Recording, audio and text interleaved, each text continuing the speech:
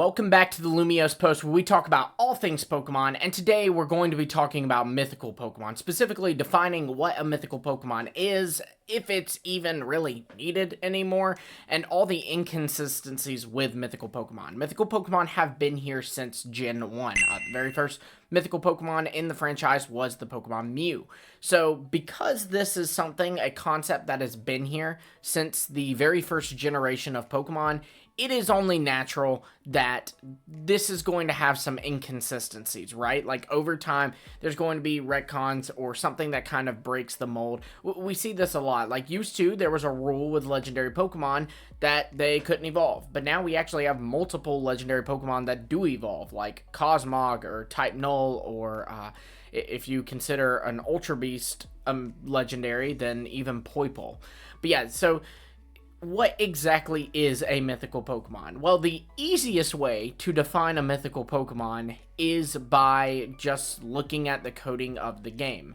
And you'll come to find as we go through each of the little definitions we can make for a mythical Pokemon that there's inconsistencies with each one. But for the coding of the game, this is really simply explained. Different Pokemon are coded into the games as different things. Like, for example, when you have an alternate form of a Pokemon, like a Pokemon like Rotom has multiple forms, you will see that in the coding of the game, they're all coded as Rotom and just different forms of Rotom. Likewise, Pokemon like Dialga and Palkia and Terapagos are all coded as restricted legendary Pokemon. And what this means is that they are legendary Pokemon that are not always going to be available in VGC. Like just now in VGC, currently in Scarlet and Violet, they just opened it up to where you can use one restricted legendary Pokemon. These are your box legendaries, Calyrex, and Terapagos. Then you have codings for Paradox Pokemon, Walking Wake, Iron Hands, those kinds of Pokemon. Mythicals, there's so many different things. So yeah, Pokemon like Mew, Pecharunt, Zeraora, Meltan, they're coded into the game as a mythical Pokemon. It is in their code.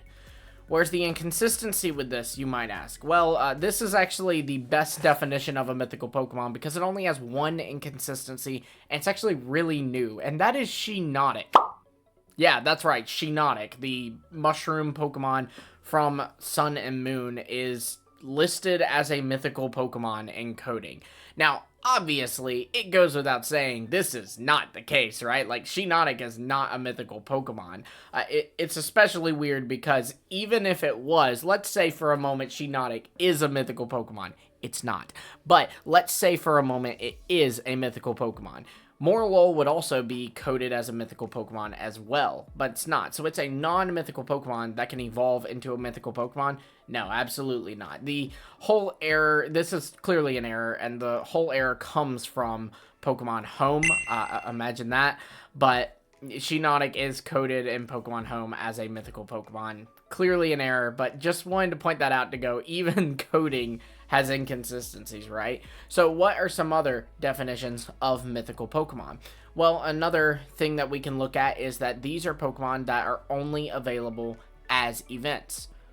Or that used to be the case. Back in the day, mythical Pokemon were only available through events. Whether that was connecting your game to another game, like connecting your game to Pokemon Ranger to be able to get a Manaphy egg, that would, of course, hatch into a Manaphy, or if it was something like just a generic mystery gift that gives you Marshadow, you know? Pokemon did a lot of these back in the day, and that was kind of what made mythical Pokemon so special. So they were so rare you couldn't get them in game. But this ended up actually not being the case because, for one, you first have Gen 4 breaking this mold kind of with if you have a Manaphy, you can just breed it to get Fione. Fione is another mythical Pokemon, but you can access it and you can get unlimited Fione just by breeding Manaphy. This would actually get worse as time goes on, because then we have the Delta episode in Omega Ruby and Alpha Sapphire, which isn't like DLC or anything, it's just the post-game of Omega Ruby and Alpha Sapphire. You can get a Deoxys. You just get a free Deoxys, no event needed. And then they gradually branched out more and more by giving you access to Manaphy and Arceus and Legends Arceus, by giving you a Keldeo in the Crown Tundra of Sword and Shield, and also a Meloetta in the Blueberry Academy and Scarlet and Violet. And then even some smaller scale stuff, like if you've played Pokemon Sword and Shield, you'll get a Jirachi in Brilliant Diamond, Shining Pearl, and other things like that. So, you see, even that definition's been broken. You could make the argument that they are Pokemon that are first introduced by an event, because that actually would still remain true. All mythical Pokemon were first introduced by a special event, all the way from Mew to Pecharunt, with the exception, of course, of Shiinotic. Kidding, of course. But a Meltan event is a little bit different than a Volcanion event, right? Like, Volcanion, it was this event of a mystery gift. It was just given a Volcanion to you. Whereas Meltan was where I had to connect my game to Go, and I would get a mystery box, and I would be able to catch a Meltan from that, and then only in Pokemon Go can I evolve Meltan, because I have to do it by getting enough Meltan candies to evolve Meltan to Melmetal, and then I can transfer Meltan into Pokemon Let's Go Pikachu and Eevee, or just into my home and transfer it into Sword and Shield or whatever have you. Then there's also other events like how Shaman, you get the Oak's Letter and you use an item to interact with stuff in game to eventually give you the mythical Pokemon Shaman. So even this definition's always been loose. And then if we want to go that route, we have another Shiinotic. We have other Pokemon that are first introduced in events, or might even just be event only. So a great example of this are the Pokemon Walking Wake and Iron Leaves. Walking Wake and Iron Leaves are two Paradox Pokemon. They were released, they were first revealed and released into the game last year on Pokemon Day, so the 2023 Pokemon Day. And these are really weird because they're only raid events, and that's the only way you can get them. A lot of people thought that when Blueberry Academy came out, the Indigo Disc came out, we would be able to find them in Area Zero. That was not the case.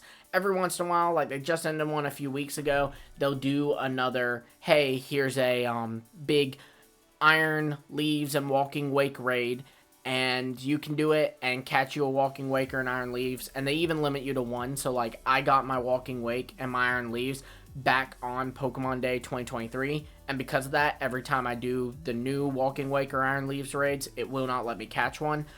So you see, that's a Pokemon that not only was first introduced with an event, but actually is still currently locked behind an event. You can only get these Pokemon via event. So are they mythical Pokemon? Well, no, they're not. So what was the point of mythical Pokemon? With all these inconsistencies, what was the point of these Pokemon? The point of them were to give us Pokemon mid-generation. It was something to be excited for. So nowadays, this isn't really the case. Nowadays, we get new Pokemon about every year. Almost every game. Like the last time we didn't get a new Pokemon was Brilliant Diamond, Shining Pearl.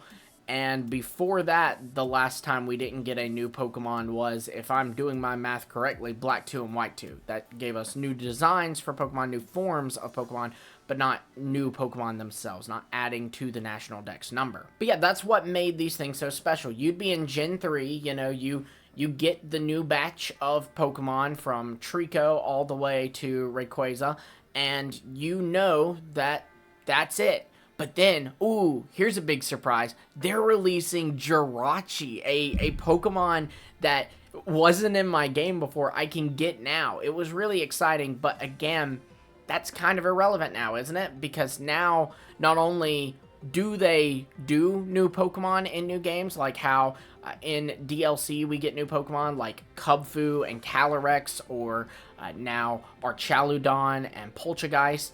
We get these new Pokemon so often, we're actually expecting them, right? Like, that's the big discussion with Pokemon Legends EA, is people are like, what new evolutions will we get? What new forms will we get? What new Pokemon will we get? Will they add a Tapu to the Tapu Quartet? You know, it's expected now. So, just mythical Pokemon have really kind of lost their touch. You could make the argument that they were at one point supposed to be Pokemon that got a movie that debuted them. And this was true. Mew got a movie, Celebi got a movie, Jirachi, Deoxys, they all got movies. All of the Sinnoh Mythicals got movies, except for Fion, but in a way it's just so closely tied to Manaphy, it doesn't really need one, right?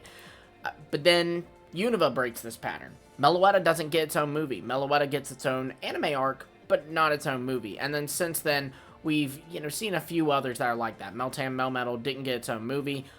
At the time, we do not know of a Petrarump movie that's coming out. Maybe they'll surprise us and announce one, but currently that's not the case. So, yeah, I don't know.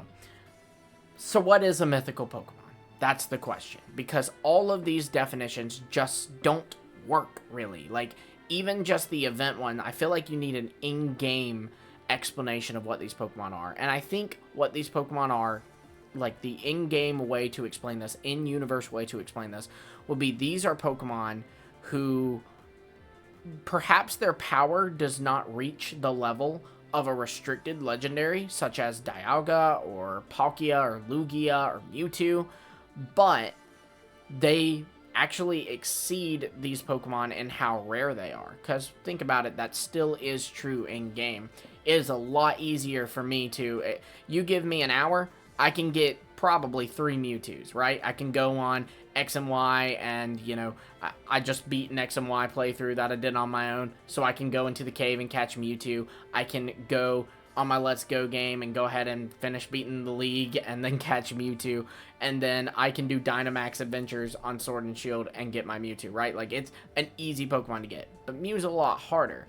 You're going to need a Pokeball Plus that has a Mew in it, or you're going to need to have a copy of Pokemon Let's Go Pikachu and Eevee and a copy of Brilliant Diamond Shining Pearl to get a Mew from the lovely people in Floaroma Town.